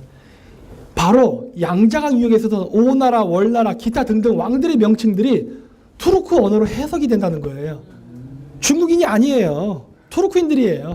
자, 신라랑 당나라가 왜 연합했는지 이제 보이십니까? 동족이었던 거예요. 그렇다면 신라의 천문대가 왜 이동했을까를 봐야 돼요. 보시면은 이 시기가 동아시아에서 굉장히 혼란스러운 시기였습니다. 뭐 5호 16국, 삼국시대, 뭐 한강유역 쟁패, 뭐 삼국통일 이후에도 이정기해난, 송첸칸부의 장안습교, 뭐 기타 등등 전쟁이 끊이지 않던 시기였어요. 이 전란을 피해서 신라 왕실이 한반도로 이동했다고 저는 보는 거예요. 왜냐? 신라 천문관 쪽에 삼국통일 때도 중원 땅에 있었다니까요. 있었지만 이 이후부터 나타나요. 결국 전란을 피해 이동해 왔다고 밖에 볼 수가 없는 거예요. 자, 이건 고구려. 고구려 천문대는 여기서 나타나요. 무쿠리 얘기했죠? 고구려 최초 수도 이름 홀승골, 몽골의 홉스골이 있습니다. 주몽이란 이름, 몽골의 촐몬으로 있어요. 동명왕, 투맨한, 대무신왕, 태무진 한 있죠. 을지문덕, 올지모돈, 몽골 이름 다 있어요. 온달, 보리아트 이름입니다. 역시 고구려는 몽골이랑 관계가 있죠. 역시. 이거 투르크 이름은 아니에요. 투르크 이름 안 나타나요. 결국 신라는 투르크, 고구려 백제는 몽골계라는 걸 알 수가 있는 거예요. 자, 그래서 이 얘기 왜 하느냐? 이게 북극성을 중심한 별의 순환인데요. 동아시아에 결합이 됩니다. 자, 이 얘기를 제가 왜 하냐면 아까 얘기했죠. 6, 7, 8세기에 이 동아시아에서는 양 국가, 즉 몽골 계통의 민족과 투르크 계통 민족이 패권을 다투는 거의 500년간의 혼란기가 있었어요. 이 대혼란기에 실질적으로 카자흐스탄의 많은 민족들도 카자흐 역사책을 보면 이때 카자흐스탄으로 간 사람들이 되게 많습니다. 이때 한민족들도 한반도로 왔을 가능성이 매우 높다 보는 거예요. 우리가 알고 있는 일본 역사들 다 요 시기예요. 일본 서기수가고 일본이랑 고대 일본 국가 형성된 시기가 다 4, 5, 6세기 이때죠? 아마 이때 다 넘어갔을 거예요. 일본으로도. 이때. 왜 그랬느냐? 통일신라 시대, 즉 이 시기를 우리는 어떤 거를 알고 있냐면요. 이 시대는요. 바로 풍수지리, 도참사상, 미륵사상이 이때 나왔을 때예요. 이때 시기입니다. 왜 그랬을까요? 바로 이 당시는 엄청난 전란과 혼란이 있었기 때문에 그 당시에 민중들이나 그다음 일부 지식인들은 별자리를 보고 별자리가 이동을 했기 때문에 천자의 기운이 쇠했기 때문에 중원에서 이러한 혼란이 발생한다 생각하고 강 건너 해동으로 갔을 가능성이 높은 거예요. 전 그렇게 추정하는 겁니다. 왜냐? 북극성이 지금은 여기잖아요. 중국 산동반도에 가면은 현종이 세운 입간판이 있어요. 그게 뭐냐? 여기가 해동의 끝이니 더 이상 바다를 건너지 마라 라고 써놨어요. 왜 그랬느냐? 이 혼란기에 엄청나게 많은 중국 사람들이 특히 안사인한 때 많은 사람들이 인구 이동을 했단 말이에요. 왜냐? 먹고 살기 힘드니까. 그때 당시에 많은 사람들이 배 타고 바다를 건너갔습니다. 그래서 인구가 자꾸 빠져나가니까 여기가 너희들이 얘기하는 미륵사상에 나오는 미륵의 땅이니까 더 이상 가지 말라라고 써놓은 거예요. 너무 떠나니까. 왜 떠났냐는 거예요. 이것 때문에 그렇습니다. 바로 우리 그 고인돌이라던가 비파형 청동검이 발견되는 위치와 매우 관계가 깊어요. 아마 이건 우리가 얘기할 때 고조선 영토를 얘기할 때 이렇게 표시하잖아요.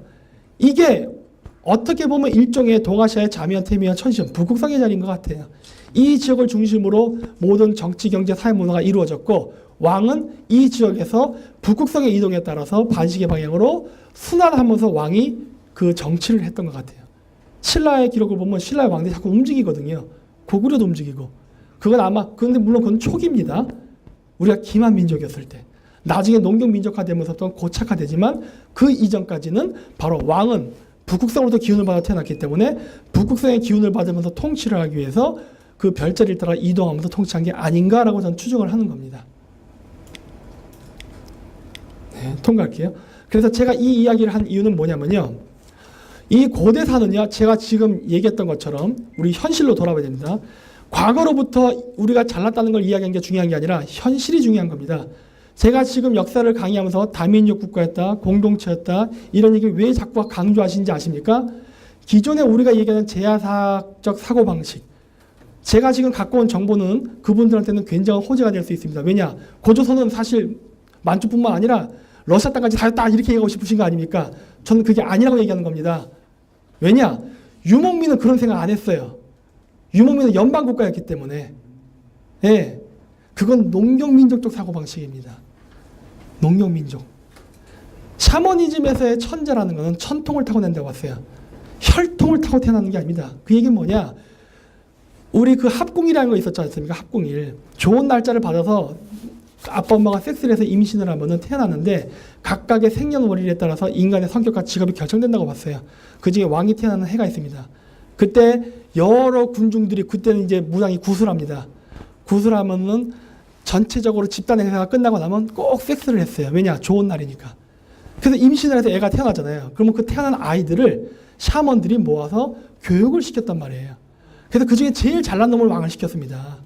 그래서 왕은 혈통을 따라가는 게 아니라 천통을 따라갔다고 봤던 거예요. 근데 물질사회가 발전하면서 왕들이 자기의 부를 대대손손 누리고 싶으니까 어떻게 한 거예요? 샤머니즘을 박살내고 불교나 기독교를 받아들이면서 왕의 혈통에 따라 그것이 계승되도록 만든 겁니다. 샤머니즘 세계에 그런 거 없었어요. 그렇기 때문에 제가 유라시아에서 발견한 이 고대사의 진실의 이런 것들을 가져와서 제가 고민했던 건 어떻게 해석할까 했어요. 지금 보십시오. 전 세계의 역사는요, 실크로드, 즉 무역항로의 역사라고 봐도 됩니다. 무역항로가 어디로 뚫리는 따라서 강대국이 생기고 망하는 흥망성쇠가 거듭됐어요. 우리가 고대에 잘 나갔던 이유는 실크로드가 세계 무역의 중심이었기 때문이고, 그 이후에는 대서양 무역이 발전하면서 안 나오나? 안 나는 거야. 대서양 시대가 열리면서 유럽이 발전한 것이고, 태평양 시대가 열리면서 미국을 중심으로 한 동부연안, 일본, 한국, 베트남, 타이완, 중국 동부해안 등이 공업도시가 되면서 태평양 시대가 열린 거예요. 그러면서 많은 부자국가가 생긴 거예요. 하지만 다시 과학기술의 발달로 고속철도가 개발되면서 실크로드가 열릴 텐데, 실크로드가 열린다면 다시 실크로드 철도를 중심으로 새로운 신흥 강국이 건설된다는 건 너무나 자명하죠. 인류 만년의 역사를 봤을 때. 우리는 그 선에 들어와 있는 나라고, 이러한 역사적 진실들은 우리에게 굉장한 호재입니다. 그렇죠? 우린 고대 실크로드에 이런 국가가 있었고 그 멤버였고, 지금 우린 다시 그 시대가 열리기 때문에 과거의 실크로드를 재현만 하면 되는 거예요. 그런데 우리가 한민족이 다 으뜸이고 우리만 잘났다고 얘기하면은 몽골이 우리랑 협조할까요? 카자흐스탄이 우리랑 협조할까요? 그럼 우리 왕따 나가는 겁니다. 고대사의 어떤 진실을 해석하는 그 가치는 현재의 이익을 대변해야 됩니다. 네? 우리가 앞으로 어떻게 고대사를 해석해야 될까? 이미 답이 나온 거예요. 우리가 잘났다고 얘기하면 안 되는 거고, 고대 유목민족이 가졌던 그런 연방국가 시스템, 우리는 한 형제였고 다민족 공동체로서 스스로 함께 공유했다는 이 시스템을 부활시킬 때 비로소 실크로드가 열리는 거지, 우리 잘났다고 하는 순간 다 깨지는 겁니다. 여태까지 그런 식으로 했기 때문에 일본의 대동아 공영권이 실패를 했던 것이고, 지금 중국이 하고자 하는 위대한 중국의 정책이 실패하고 있는 거예요. 우리는 앞에 두 국가의 실패 사례를 봤으니 우리는 빨리 약삭 빠르게 유목민족 사고방식으로 해석을 달리해서 모든 민족을 포용하고 나가야겠죠. 그렇죠? 네. 그래야만 우리가 부국강병을 이루고 강력한 국가가 될 수 있는 겁니다. 이제는 역사가 돈이 되는 시대가 왔습니다. 과거에는 역사는 단순한 학자들의 강간사기냐 제야냐 식민이냐 이런 거에 문제였지만 이제는 우리가 먹고 살 수 있는 먹거리가 나오냐 안 나오냐의 문제예요. 이래야 젊은 애들이 공부할 거 아닙니까? 영어 공부 왜 해요? 돈 벌려고 하는 거예요. 전 천박하다 보지 않습니다. 중앙아시아에 진출하고 싶으면 유라시아에서 자기가 뭔가 한 자리를 하고 직업을 얻고 싶다면 이제부터 고대사를 공부하라는 겁니다. 왜냐? 카자흐스탄 대통령이나 중앙아시아 사람들은 관심이 있으니까. 지금 유라시아에서는 유라시아 공동 역사 교과서를 만들고 있어요. 카자흐스탄, 아제르바이잔, 터키, 헝가리, 기타 등등의 나라가 그거 왜 만듭니까? 우리가 한 형제라고? 물론 있지요. 하지만 그 뒷배경의 진짜 목적은 뭡니까? 자원 내기와 경제 교류입니다. 우리는 한 형제고 한 친인척이니까 다른 민족보다 좀 더 가까이 지내면서 좀 더 원활한 비즈니스를 하자. 이 목적 때문에 공동 역사 교과서 만드는 거예요. 그럼 우리도 여기 참여해야죠. 네? 국내에서 한사군이 어디에 있는데 이거 왜 싸운다는 거예요 도대체. 난 이 의미가 없다는 거예요. 이게 돈이 됩니까? 왜 돈도 안 되는 역사를 하려고 그러는 거예요 저는 도대체. 네? 보십시오. 카자흐스탄이 올해 만든 카자흐스탄 단군 동전입니다. 쪽팔린 줄 알아야 됩니다. 네, 쪽팔린 줄 알아야 돼요. 카자흐스탄의 고려인의 인구 비율은 0.01%입니다. 이 0.01%를 위해서 카자흐스탄 대통령이 동전을 만들었어요. 여기 보면 단군전이라고 한글까지 써 있어요. 왜 했어요? 역사의식이 있다니까요. 독재국가예요. 이런 사람이 있을 때 우리가 접근하면은 일사천리로 일이 뚫리는 거 아닙니까? 왜 안 하는 거예요 도대체? 네? 여태까지 우리는 고대사 문제를 식민사학이냐 민족주의냐로 갔습니다. 이제 미래의 해답은 식민주의도 아니고 그러니까 식민사학적 역사관점도 아니고 민족사학도 아닌 겁니다. 범알타이적으로 나가야 되는 거예요. 네. 네, 안녕하십니까. 김정민이라고 합니다. 이렇게 굉장히 많으신 분들이 저희 역사에 이 관심을 가져주시고 제 강의에 와주신 부분에 대해서 대단히 감사드립니다. 오늘 제가 그 주제로 잡은 건요. 제목을 당군의 나라 카자흐스탄을 중심으로 우리 역사의 비교라고 한번 잡아봤습니다. 이미 제 그 동영상을 보신 분들은 잘 아실 텐데 이 한민족의 역사와 그 다음에 중앙아시아 고대 그 민족들과의 관계가 굉장히 가깝습니다. 뭐 예전에는 막연하게 우리가 그걸 느꼈었는데 제가 중앙아시아를 가보니까요. 그거를 좀 더 구체적으로 찾을 수 있는 증거가 몇 가지가 있어서 제가 이렇게 약간 정리를 했습니다. 보여주고 싶은 슬라이드는 굉장히 많은데 제가 시간이 없을 것 같아가지고 되는 대로 보여드리도록 하겠습니다. 유라시아에 보면요. 그 각 러시아라던가 중앙아시아의 카자흐스탄, 키르기스탄, 우즈베키스탄, 몽골, 기타 등등 여러 지역을 가면요. 저 지역에 어떤 고대의 거대한 어떤 유목민의 국가가 있었다는 기록이 많이 나옵니다. 요거는 지금 그 러시아의 그 동영상 뉴스입니다. 삐에르비 카날이라고 해서 뭐냐면 일본 채널 국영방송인데 거기서 그 푸틴이 그 한 도서관을 갔을 때 동영상입니다. Сели на Старой площади, Путин пришел с подарками, редкими старинными книгами. И как глава попечительского совета РГО в конце торжественной речи, глядя в глаза собравшимся представителям крупного бизнеса, посетовал. Региональным отделением географического общества тоже было бы неплохо получить крышу над головой. 자, 뭐냐면은 그 러시아에서 발견된 그 각종 고문서라든가 지도를 보면은 이렇게 유라시아에 거대한 어떤 국가가 있었다라는 기록이 굉장히 많이 나와요. 그거를 이제 러시아에서는 벨라카야 타타리아라고 해서 대타타르 제국이라고 말을 합니다. 그 외에 이제 뭐 영국에서는 뭐 그레이트 타타리아 뭐 이런 식으로 써요. 벨라카야가 그레이트라는 소리니까. 그래서 이거를 얘기하는 책들이 이렇게 보시다시피 영국에 그리고 또 브리타니카 백과사전에도 나온다는 거예요. 그러니까 저는 한단고기도 참조를 합니다. 하지만 저의 관점은 저는 한단고기를 무슨 대단한 그 성경이라던가 어떤 그 기준점이라고 보지 않아요. 그냥 저는 여러 연구 책 중에 하나의 참고 문헌으로만 봅니다. 하지만 이 한단고기에도 비슷한 기록이 나오는데 공교롭게도 이것이 러시아라든가 영국, 프랑스에서 나온다는 것은 우리가 한 번쯤 돌아봐야 되지 않을까라는 것을 생각하게 만든다는 거예요. 제가 갖고 있는 카자흐스탄에 있는 케레이라는 족보책입니다.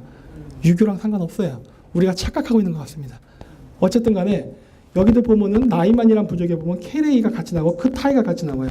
이 크타이는 오늘날 러시아 사람들이 중국인을 볼 때 기타이츠 해갖고 중국이라 부르지만 사실 이거 중국 아닙니다. 이거 거란족이에요. 우리가 오늘날 민족 명칭을 잘못 쓰면서 생긴 오해인데 이거 가만히 방치시켰다 나중에는 중국인들이 뭐 북방민족 역사를 통째로 가져갈 수 있습니다. 중국인은 기타이가 아니에요. 근데 현재 그렇게 부르고 있어요. 왜냐? 중국에 대한 존재가 이 당시에 알려졌기 때문에 그냥 중원에 있던 나라를 기타이라 부른 게 그냥 오늘날까지 내려왔기 때문에 그래요. 그 범어잔명에 보면은 그 고구려 사람들을 모쿠리라 불렀다고 하는데 이 모쿠리라는 명칭은요 고구려의 별칭이었습니다. 그런데 이 명칭이 나중에 징기스칸이 몽골에 나라를 세울 때도 모쿠리라는 명칭을 써요. 여기 보이지 않습니까? 모쿠리, 몽골. 지금의 몽골은 모쿠리에서 왔거든요. 따라서 그 고구려의 명칭에서 오늘날 몽골의 명칭이 갈라져 나왔다고 저는 추정하고 있습니다. 근데 이를 뒷받침할 만한 증거가 천문학 관측 기록에 나와요. 나중에 보여드릴게요. 그래서 15세기까지도 이렇게 모쿠리스탄 나오죠. 이건 고구려가 아닙니다. 몽골이에요. 그런데 제가 봤을 때 이런 걸로 봤을 때 추정할 수 있는 것은 아마도 고구려인들은 몽골인과 매우 혈연관계가 높지 않을까라는 추정을 하고 있습니다. 그래서 유영국의 이 국가들도 전부 다 황제들이 모쿠리라 불렀어요. 따라서 유영국도 아마도 고구려와 혈족지간이었던 것 같아요. 친인척지간. 고대사는 왕조사관입니다. 민족사관 아니에요. 그렇기 때문에 유연과 고구려의 그 지배계층이 같다고 해서 유연민족이 곧 한민족이라고까지 확대해서 가면 안 된다고 봅니다. 왜냐? 기만민족은 다민족 국가니까. 하지만 최소한 소급적으로 잡아도 지배계급만큼은 둘은 친인척 관계라는 건 알 수 있어요. 거기까지는 한정적으로 말할 수 있습니다. 자, 그리고 이거 한단고기를 이제 조금 인용을 할 텐데요. 이 파밀리에 살았던 색족들이 황부인, 백부인, 적부인, 남부인 이런 식으로 색깔로 인종을 구별했다는 기록이 나오는데 공교롭게도 카자흐스탄에 비슷한 기록이 있습니다. 보다시피 파밀리에 살았던 사크족, 이 사크족이 스키타이를 얘기하는 거예요. 우리가 한다고기에는 색족도 스키타이입니다. 그런데 이 사람들이 귀족은 적색, 승려는 흰색, 목동은 청색, 농민은 황색 해갖고 우리가 얘기하는 백부인, 적부인, 황부인, 남부인은 똑같이 이야기하고 있어요. 거기는 사기라 부르고 우리는 색이라 부르고. 따라서 이거를 가지고 우리가 추정적으로 알아서 서쪽 흑해까지 거대한 제국을 건설했다. 다 얘기하고 있잖아요. 그렇죠? 외국 사람이 이야기한다는 게 굉장히 제가 왜 자꾸 한당고기를 되도록 배제하고 이야기하려 하느냐. 그거는 객관성을 가지기 위해서입니다. 남들이 얘기하는 게 더 중요한 거예요. 그렇죠? 내가 내 자신을 잘났다고 얘기하면 뭐가 어렵습니까? 다른 사람들이 어떻게 평가하는지 더 봐야지. 자, 그래서 그 당시에 그 소비에트 초기, 그러니까 그 1910년, 20년 이게 볼셰비키 혁명이라던 그 공산주의 시절에 초창기 시절에 많은 카자흐라든가 중앙아시아 역사학자들이 고대 유라시아 역사를 연구를 했는데 그 사람들이 연구한 결과물들이에요. 그게 다. 물론 안타깝게도 이 사람들이 소비에트 통치 시절에 다 죽었습니다. 암살시켰어요. 왜냐하면 그 당시에 공산주의 국가였기 때문에 공산주의 이념에 따라서 고대사에 대한 부분은 철저히 말살하는 게 그 당시의 원칙이었기 때문에. 그래서 많이 죽었지만은 91년도에 카자흐스탄이 독립하고 나서부터는 다시 적극적으로 그러한 역사 되찾기 운동을 하고 있습니다. 이거는 그래서 카자흐 민족의 발원지에 대한 동영상이에요. 알타이 산에서부터 시작되었다.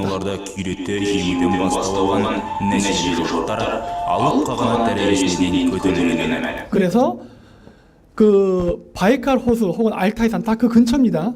거기로부터 동서남북으로 흩어져서 거대한 대제국을 이뤘다는 이야기는 계속 같은 패턴으로 나온다는 거예요. 물론 우리나라도 이렇게 있죠. 근데 꼭 우리나라가 아니더라도 이미 벌써 러시아 보셨죠? 카자흐스탄도 보셨죠? 그리고 부리야트, 그러니까 즉 몽골 계통 사람들도 같은 이야기를 하고 있죠. 그래서 여기 보면은 한단고기. 이 한단고기는요, 물론 개연수라는 사람이 썼다고 하지만은 실질적으로 우리가 일반 그 한국 국민들에게 알려지게 된 거는 일본인에 의해서 한 겁니다. 가지마 노보루. 자, 갖고 왔습니다. 가지마 노보루 한다고 한 번도 보신 적 없으시죠? 지금 저 읽고 있거든요. 재밌더라고요. 이 사람의 말 틀리지 않습니다. 우리나라에서 이제 이 가지마 노보루 책을 일본 제국주의의 그런 거를 해가지고 평가 절하를 하는데 저는 그렇게는 저는 생각하지 않아요. 이 사람이 이야기하는 부분 틀리지 않은데 다만 이 고대사 부분은 감정적인 한일 간의 앙금이 있어서 그런 거지 사실 알고 보면은 같은 말을 하고 있어요. 근데 아이러니하게도 이 사람은요 일본에서도 인정을 못 받습니다. 네, 왜냐 일본에게 불리한 역사니까. 네. 그래서 우리가 너무 편협적인 한일 관계 이런 식으로 바라보면요 안 보여요. 역사는 편식하지 말고 다 보십시오. 그러면 굉장히 놀라운 걸 발견할 수 있습니다. 요거는 뭐냐면 입니다. 제가 갖고 왔어요. 이렇게 갖고 왔는데 이 책을 보면은 이 케레이 부족이요, 우리 한민족하고 매우 혈연 관계가 깊습니다. 저는 이 사람들을 발해 유민이라고 추정합니다. 요 내용은 이 책 안에 있는데 제가 PPT에서 나중에 소개해 드릴게요. 제가 이 책을 소개하는 이유는 뭐냐면요, 우리나라에서는 한단국이라는 이런 책들을 위서라고 이야기를 하지만은 이 책은 보다시피 그 나라 대통령이 인정한 국가교과서입니다. 국정교과서예요. 그러니까 정부에서 인정한다는 거예요. 뭐 어떤 개개인이 카자흐스탄을 위대하게 보이기 위해서 상상으로 썼다든가 이런 소설이 아니라는 겁니다. 이건 제가 부리아트에서 찍은 거예요. Когда древние люди шли с Африки через Сибирь на восток, они прошли по территории региона Байкала, ушли на Дальний Восток, на Корейский полуостров, на Японию и так далее. И вот на генном уровне, кровь ближе всех, бурятская кровь к корейским, потом японским, потом монгольским, ну и так далее. 이게 뭐냐면은 제가 이번에 8월 달에 제가 바이카로스를 갔다 왔을 때 거기 사얀산에 갔을 때 거기 계셨던 부리아트 현지인 그 생물학과 의사분이셨는데 그분하고 만났을 때 대화했던 내용인데 제가 중요하다고 생각해서 녹음을 한 겁니다. 이렇게 생각하는 사람들이 많아요. 바이카로스에 가면. 그래서 한국인과 부리아트, 몽골, 일본 이런 우리 민족들은 원래 하나의 뿌리였는데 갈라져 나갔다라는 이야기를 하는 거예요. 근데 이 사람도 비슷한 얘기 하지 않습니까? 이것을 우리가 과연 상상력으로 썼을까라는 거는 아니라고 보는 거죠. 왜냐? 너무 많은 적에서 나타나요. 그리고 지금 이 동영상 다시 보여드릴 텐데 이거는 2년 전에 있었던 카자흐 한국 건국 550주년 때 행사의 일부를 발췌한 것인데 그 나라 대통령인 나제르바예프 대통령이 갖고 있는 유라시아 고대사에 대한 생각입니다. 제가 왼쪽에다가 번역을 해놨으니까 한번 보세요.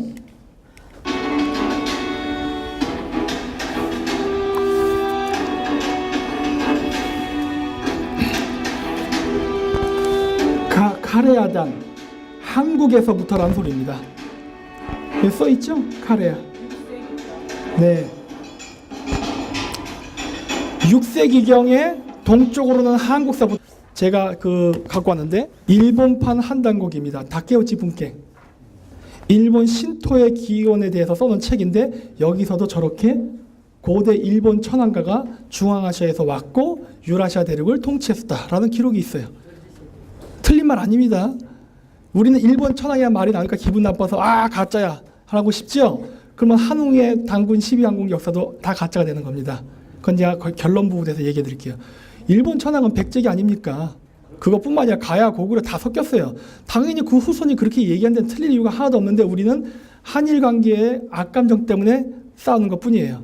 그 감정만 배제하고 나면 틀리지 않습니다. 일단 여기서 제가 보여드리고 싶은 건 뭡니까?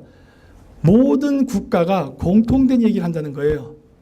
그게 한국이 나라인지 일본의 나라인지 카자흐스탄의 나라인지 알 수는 없으나 어쨌든 같은 이야기를 한다. 이게 중요한 거죠. 물론 미국도 그렇고요. 그리고 이러한 국가의 공통적인 특징이 뭡니까? 알타이기 어족의 분포와 맞아떨어진다는 거예요. 따라서 어쩌면 고대에는 알타이기 언어를 썼던 우리 민족들이 하나의 연방 공동체와 있지 않았을까라는 것은 추정할 수 있죠. 그 정도까지는 할 수 있는 거 아닙니까? 자, 그래서 이제 제가 이 얘기를 왜 했느냐? 조선이라는 걸 이해하기 위해서입니다. 현재 카자흐들이 얘기했던 조선이라는 건요, 우리 역사에서 얘기하는 유형국입니다. 여러 명칭들이 있죠. 그 중에 주주에서 지금 카자흐스탄의 주스라는 이름이 나온 거고, 아까 벨리카야 타타리아에서 대타타르라고 했죠. 여기 단단에서 나온 겁니다. 이게 타타르라는 이름의 변해요. 즉 조선이라는 명칭은 오늘날 카자흐의 주스, 그 다음에 타타르 명칭에도 다 갈라지는 여러 파생어 중에 하나입니다. 어떤 게 먼저인지는 알 수가 없습니다. 하지만 관련됐다는 건 알 수 있어요. 그래서 재미있는 거는 우리나라가 동성동본 결혼 못하지요. 그러한 풍습은 트루크에도 있습니다. 카자흐스탄에 가면 북의 7종까지 결혼 못해요. 그래서 동성동본 갖고 그 결혼하고 하는데 그런 풍습은 유목민족에게도 동일하게 있고 남녀 7대 부동산 이런 얘기 많이 하는데 남녀 7세 부동석도 유교 문화는 아닌 것 같습니다. 왜냐 카자흐스탄에서도 7세가 되면은 남자아이와 여자아이를 따로 앉혀요. 유교 문화 아닌 것 같아요. 충효 사상 마찬가지입니다. 유목민족들 충효 사상 강해요. 할아버지 할머니 버스 타면은 자리 양보하는 거 우린 아름다운 유교 문화라 그러죠. 요즘 안 하지 않습니까? 근데 얘들은 지금도 합니다. 걔네들이 유학을 공부해서 하나요? 그 유목민족 문화예요. 어른을 공경하는 문화. 사마천 사기도 나오지 않습니까? 흉노족들은 노인을 공경하는 풍습이 있었다.